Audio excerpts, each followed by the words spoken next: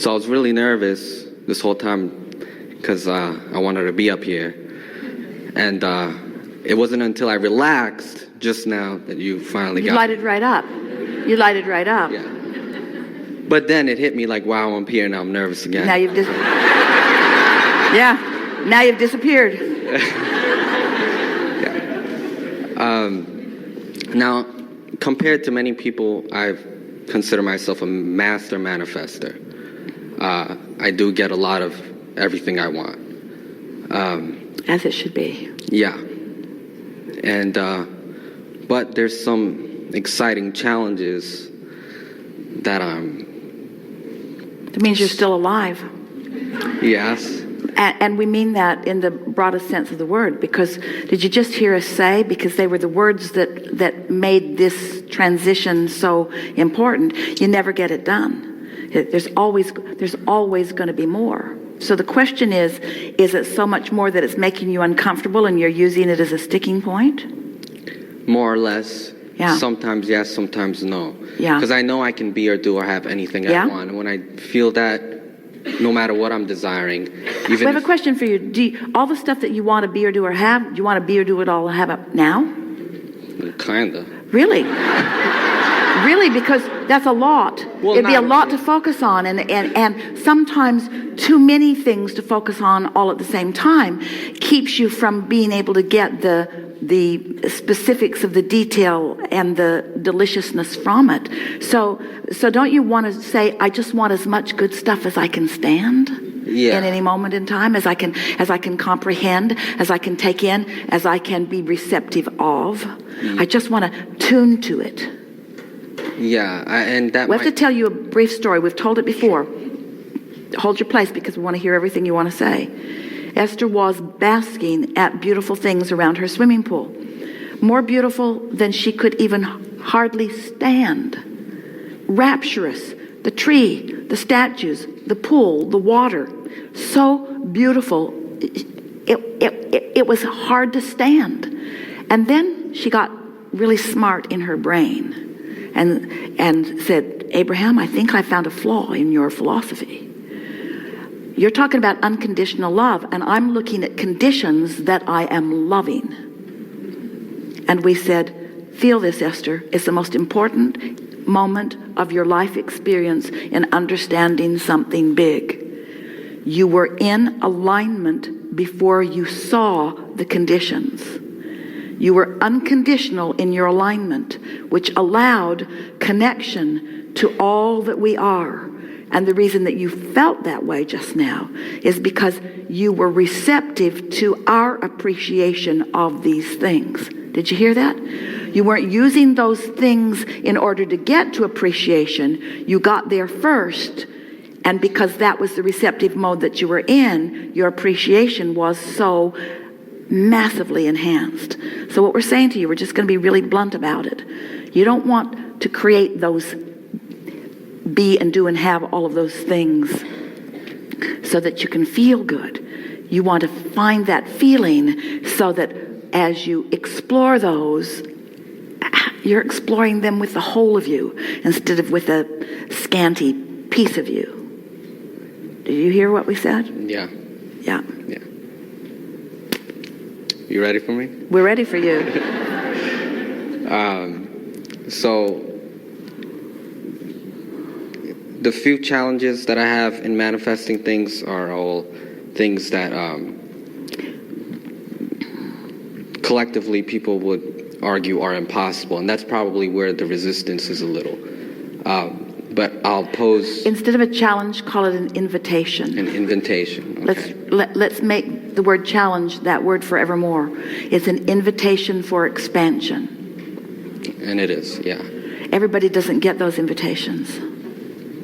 Sometimes big invitations come to those who are ready for it. Yeah. So I'll pose the one that's got the least resistance. Because if I can solve one, I can solve all of them. And that is of height. So somewhere in my vortex, I'm about 5 inches taller. Now you said you know where my expansion is, and you know the path of least resistance to it. So I've come for that guidance. Well, you didn't start with the easiest one. You started with the hardest one because you started with the one where your expectation is the most powerfully entrenched. So, because how you get from where you are in terms of manifestation to some place that you prefer is by ignoring the manifestation that exists and ignoring the current translation of what is while you focus upon the vortexual version of it. But the vortexual version, since you can't see it or hear it or smell it or taste it or touch it, you can only feel it. Yeah. So you have to think about, what does it feel like? What does it feel like? What does that feel like? And I do that often. Not as it's reflected back from others. What does it feel like? What does that feel like? Because when you try to reflect it back through the eyes of others, it gets all distorted because they're all messed up on it anyway. Almost no one has gotten inside that vortex for the feeling of that. So what does that, improved by your definition, physical characteristic, what in the vortex does it vibrationally feel like? What does that translate into? Not something that you see, not something that you're hearing back. What does that feel like? It feels like presence. It feels like stability. It feels like stance. It feels like perspective. It feels big. It feels aligned. It feels powerful. It feels empowered. It feels sure-footed. It feels confident. It feels aligned. It feels energetic. It feels powerful.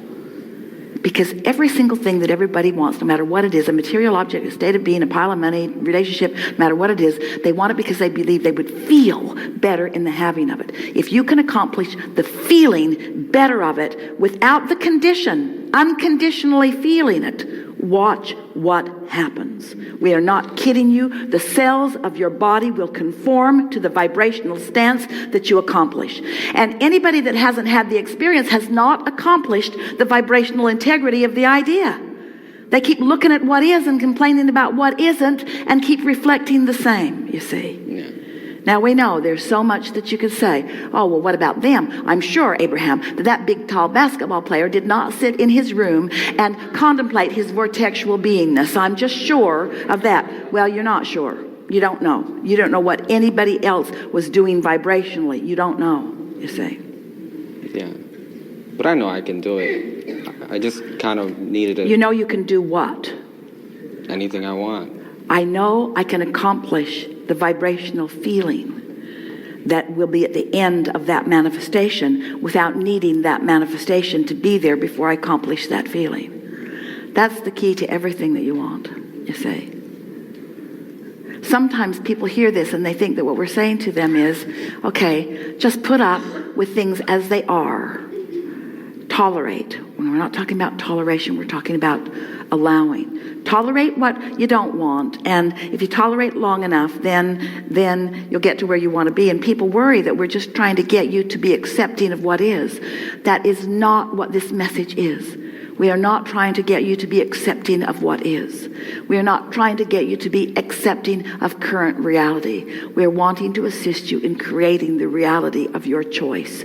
And there are no exceptions. When you said, I can be or do or have anything that I choose, it's just a matter of identifying it and then finding what? Vibrational alignment. And being where? Receptive. Receptive of what's in the vortex.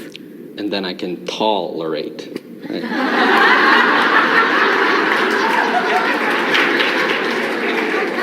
That's good. That's really good. Speaking of your wit and humor. That was yours. Well, how? Which is ours. Okay, so we're really good together. We are. To be wittier, you just feel it. And you know what it mostly is timing. And timing is about receptivity. It's all the same. Everything's about timing. And timing's about receptivity. It really is. Oh, you've got writers behind you that we can't even explain. You live in a situation comedy. You do. It's a great sitcom. Yeah. Are you feeling complete for now? I'm feeling great. This is a good time for a segment of refreshment.